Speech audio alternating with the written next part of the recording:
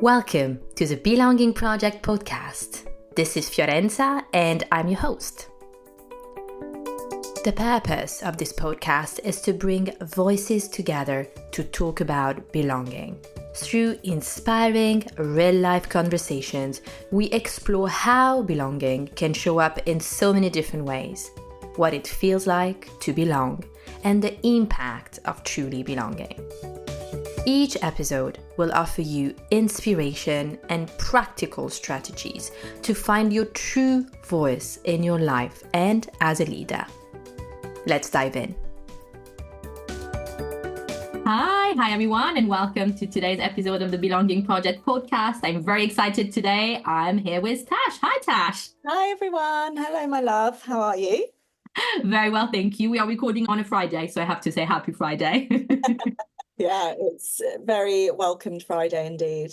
Yes, absolutely. And we are feeling a little bit the autumnal or wintry vibe today in the UK, but the sun is shining, so there's that. Yeah, it's actually my favourite kind of weather this. I love sunny and cold. You can wear a big coat and sunglasses. It's my dream.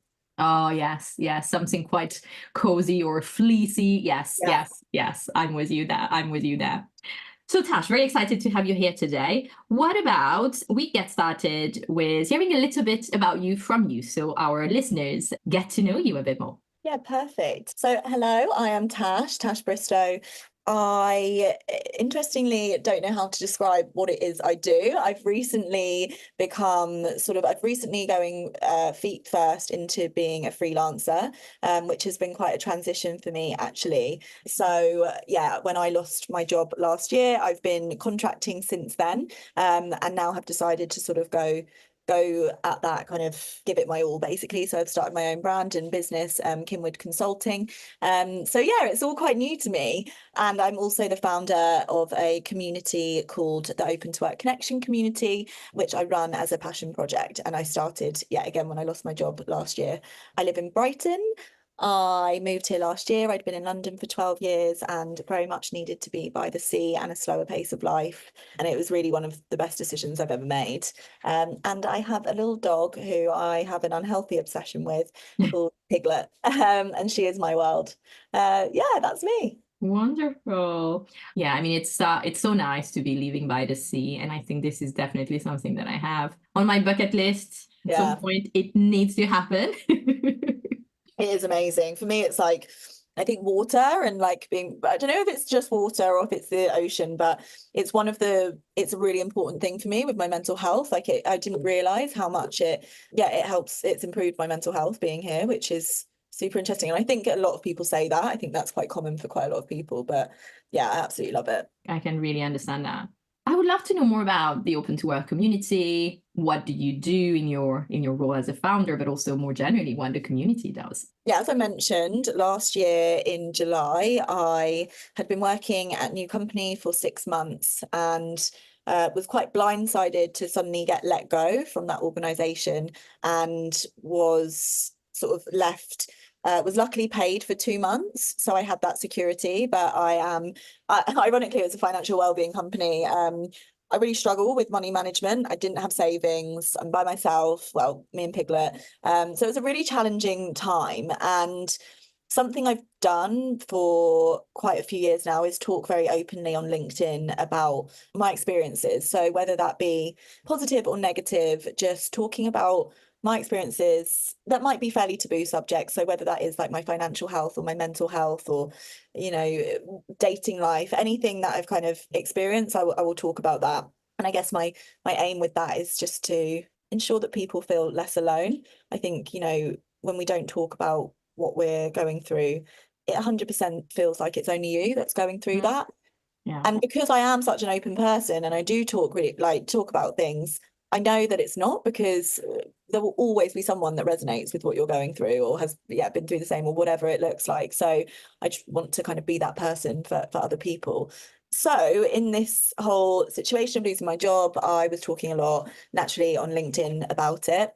And I would get a lot of messages from people that were looking for jobs and kind of, going through a similar experience. And one guy, this guy Tommy, who we'd sort of knew each other through LinkedIn over the years. One day he reached out to me and he said, "Oh, Tash, I'm looking for work at the moment too. It's a nightmare because the market has just been so horrific." He was like, "Would you fancy just like jumping on, like having a virtual coffee and just like laughing at how much of a joke this is and just chatting about something that's not a job search almost?" And I was like, "Yeah, 100%. But why don't we open it up to other people too?" So I just put a post on LinkedIn and opened it up, and yeah, and people got in touch, and so we just did a little Zoom session to talk about how we were feeling, what was going on for us, and then yeah, I created a Slack space, and that's sort of grown to about, I think there's about 350 or something people in there. But I do think for me, ultimately, the community is a space for people to be able to connect with people that are in the same boat, and to have a place to call home. Yeah, I remember when I lost my job, like not having Slack or that thing that you kind of take for granted when you're working, I found really hard. So yeah. And I'm curious, what was the impact of having that first community call with others that were in the same boat? What was the impact that that call had on you? I think it was just really reassuring to know that it wasn't only you. And it's a really strange one, I think. Well, for me, when I was job hunting, there was like some sort of comfort in the fact that so many other people were out there looking for work and struggling. Not in a sort of horrible way, but in a way that, yeah, the effect it has on your confidence is huge. So knowing that it's not because you're unemployable, it's, this is happening to lots of super, really, really talented people was comforting. But then also quite terrifying as well, because it was like, oh, this really is an issue. It's not my luck. It's actually, there's really not enough jobs out there. So chatting to people was comforting, but I do also remember it was a bit of a reality check as well. In what way, a reality check? Just that the market was really not good. And, there were some people that had been searching for, and I say this, I don't know if this was on like the first one or, I can't really remember the first call exactly, but, people that were really talented and have been looking for work for ages, some people up to a year. And I was early on in my search, and it was like quite terrifying to think that that could happen, because I had no financial security. So I don't know what I would have done if I hadn't have got work when I did. It can take quite a toll, right, to be in that space. And I feel like it can be quite isolating as well, because perhaps you're surrounded by friends or family and they have a job and perhaps they don't really understand the stress, the toll it's having on your mental health. You want to discuss certain things, certain feelings, your confidence, going back to what you said, is impacted, but perhaps you don't have that safe space to talk about this. And the community you've created is that safe space, isn't it?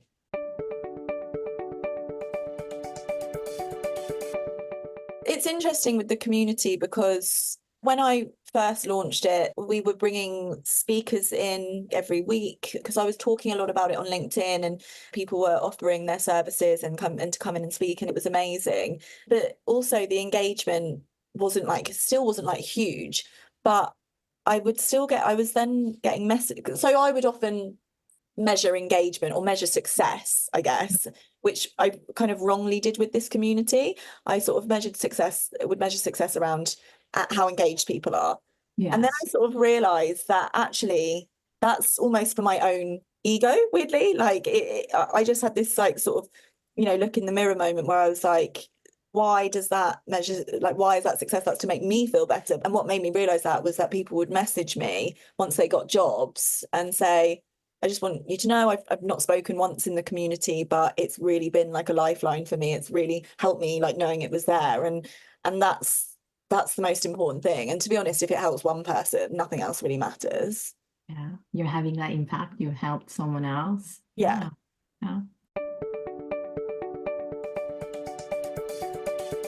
And what would you say, going back perhaps to your personal journey and looking for a job before you decided to go onto the freelance route, what impact did it have on your sense of identity and belonging? Yeah, it's really interesting because I've worked in startups for majority of my career. And with that, I sort of love to live and breathe the organization that I'm working for. So I've worked for purpose-driven startups. So from mental health businesses to financial well-being to, workplace well-being. And so for me, helping people and making a difference is hugely important. So then when I'm working for an organization, it will become my identity, which I learned quite quickly. You really have to be careful with that. I didn't want to change that, but I wanted to be more aware of how dangerous that actually can be. Right. And I've seen that a lot in sort of purpose-driven organizations. I believe it leads to burnout because you care so much and it just becomes who you are. It's Yes. too much. So because I've always done that, for that to be taken away from me, was quite a lot, like not having a job, not having something I cared about. But I think I then took that back through building the open to work community. And that sort of then became my sense of belonging. I think LinkedIn was also huge, to be honest. I speak on LinkedIn a lot, like I said. And so in my job search, that's what I really did. I didn't actually apply for many jobs. And I really just spoke to my network as much as I could, which eventually, did help me. And through that, I got a lot of energy. The process was actually amazing. It was really busy. I was on constant calls and I was learning about myself. It made me realize that I am really good at what I do and I was meeting such incredible people. So if I hadn't have had the financial concern, that period was actually a really amazing time in the end. And I think it was also, in terms of the sense of belonging, it was empowering to be me again and not me that works for X, Y, or Z. As much as I love that, and I always will love that, and I will always do that, it was cool to have that sort of different experience. Yeah, yeah. And when you found yourself working for a company, you were already posting on LinkedIn, you were already putting your message out there and talking about things that were important to you. How did you do it that time around? How did you care about the job, but at the same time manage to hold yourself as a top priority a bit more? I sort of realized that it can't be your whole identity. I think just knowing that, I think when I was younger, I think I was very naive to the fact that business is still business.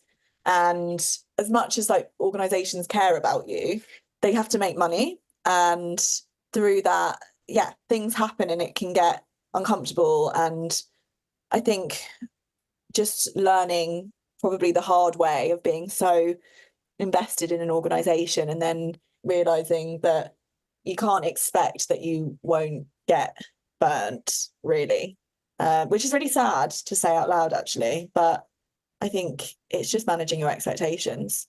That's not to say that every organization is going to burn you, but you do have to prioritize yourself and remember that that business will prioritize itself. With redundancies, I've seen and I've been part of either being let go or redundancies where they are managed so poorly and people are treated like numbers as opposed to human beings and not like adults. It's not rocket science. It quite simply doesn't have to be like that. It's obviously always going to be a challenging, uncomfortable, hurtful, painful process, but there's ways that you can deliver and manage that process as best you can as an organization. As a business owner, as a senior leadership team, you have the responsibility. You've decided to create that business. You've decided to hire people. Yes, you're going to have to make difficult decisions, but how you do it is a choice.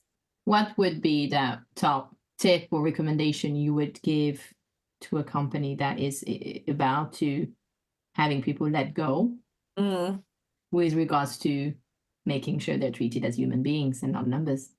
That's a very good question. And I think I can probably only speak to smaller organizations because I don't work in big corporates.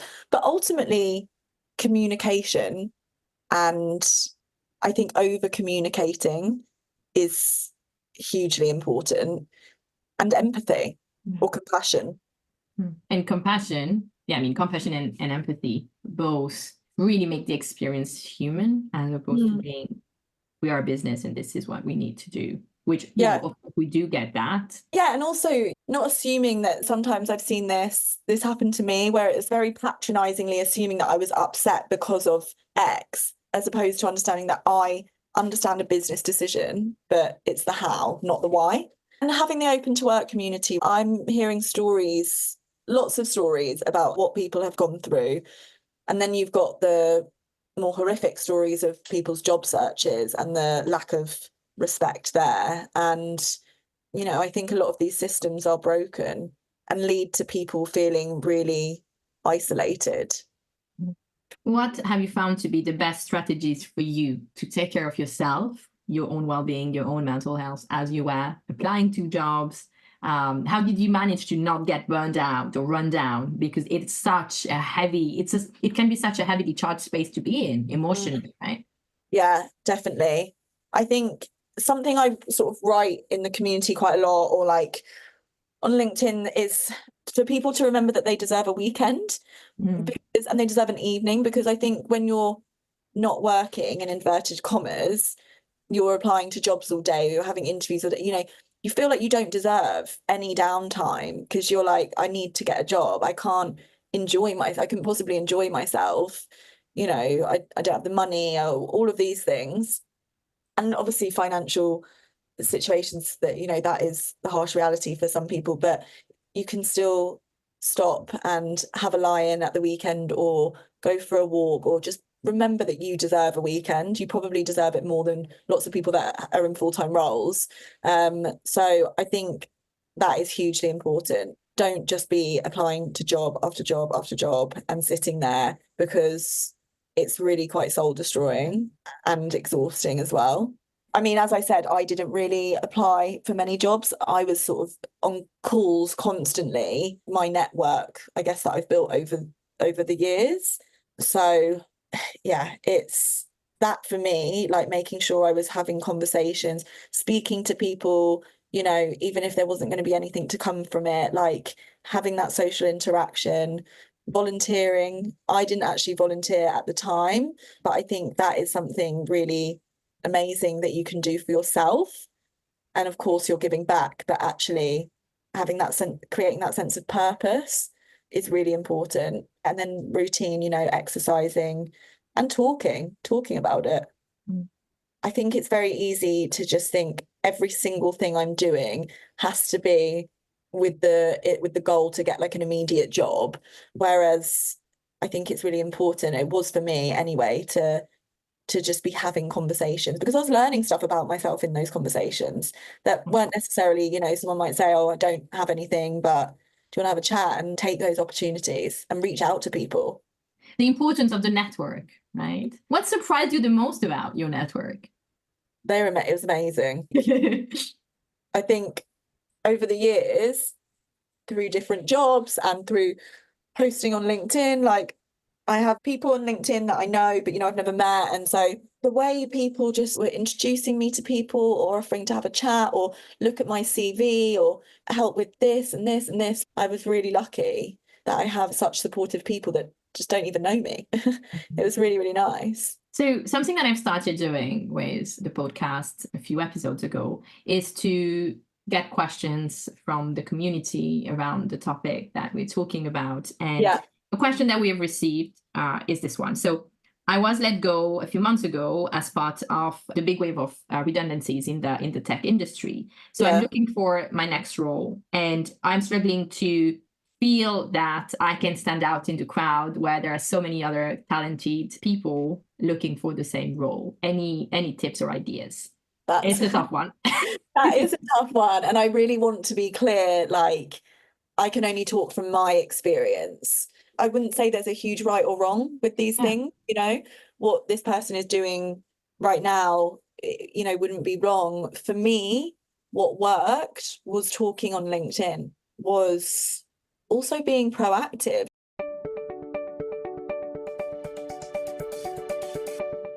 My founder of one of the places I started contracting actually told me that the reason he knew I needed to work with them was because I started the open to work community. So that was really interesting. I started the community because it was I just did. And actually the positivity that came from that, people praised that I'd started something out of like a difficult situation, and it helped me as well. So I think having a think about what you can do outside of that job search, something proactive, and leaning on your network. I think your network is so important. And by network, what does that mean? Old colleagues, friends, family, whoever it is, people know people. And I think finding people on LinkedIn that do what you do, or finding communities, do all of these things, speak to all of these people whilst you're applying for jobs, do all the other stuff as well. And I think that will also help you mentally, but it does actually also help you stand out. Yeah, that is such a good point. There are obviously so many job offers that are being listed on LinkedIn and other websites, and that's a great way to get the visibility of them and, apply. And at the same time, there could be so many others that we don't know. Perhaps they're using a more niche system to advertise, right? And having those conversations, expanding your network, friends of friends, friends of colleagues, colleagues of ex-colleagues, right? Yeah. It's so important, the value of those informal conversations, and perhaps not of course directly related to the job search, but also for our own well-being, energy, right? They give us the energy. You're having that conversation, and it's having a positive impact on you. Totally. Yeah, 100%. I think it's really crucial to create variety in your days and weeks. And that's in everything from your routine to who you're speaking to how you're looking for work. And another thing I would also say, sorry, this isn't about standing out, but is signing up to universal credit or job seekers allowance. That is like a huge piece of advice I would give people that are job hunting. I didn't do it for ages because I thought I would get a job quicker than I did. So I just, I lost my job, and then I was like, job hunt, like tunnel vision, that can wait because I just need to get a job. And actually they don't backdate it. So it's something I sort of talk about quite a lot, again, in the community. Sign up for job seekers like as soon as it happens, because you deserve that money. That money is there for you to support you. And I know there's lots of people that I've spoken to that don't do it, whether, that's because of the reason I said for me, or shame and stigma, and they're scared or they don't know what to do. There's lots of emotional baggage around it, really, or they think people deserve it more than them, or all of this stuff. But I think it's really hugely important that is something that people are doing, because you don't know how long you'll be searching for, and you deserve that support. That's such a good advice, right? Practical, but actually something that you really need to do. And as everything administrative, I'm not surprised that it can take a little bit of time to get set up.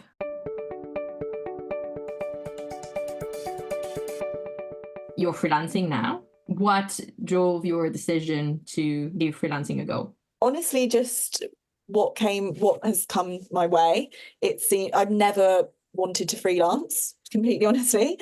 I like being paid PAYE, that security. As I said, I sort of live and breathe organizations, but the opportunities that came to me were contracting. So I was like, okay, yeah, I'll sort of be doing that. And it's been amazing. Tiller is one of the organizations I'm working for, and I've been with them for 4 days a week since Jan. Absolutely love everything that they do. But I'm now sort of, just over a year into losing a full-time role, and I've learned a lot about myself and what I have to offer, and that I do know what I'm talking about. And sometimes you just don't realize that until whatever happens that you do. And so I thought, I'm just gonna go for it. I know it gives me what gives me energy, which is supporting small purpose driven businesses. I know what I'm talking about, and let's see what happens. Like for me, with all of this stuff with work, nothing's set in stone. I've never had like a North Star. I just want to help people and be good at what I'm doing in that moment. And I'm really grateful that I have that attitude to work. And it's got me to organizations where, that I really believe in. So yeah, we'll see. Yeah, absolutely. Thank you so much, Tash. It's been amazing to have this conversation and hear your insights and also your experience going through this phase, and also the wonderful community that came to life.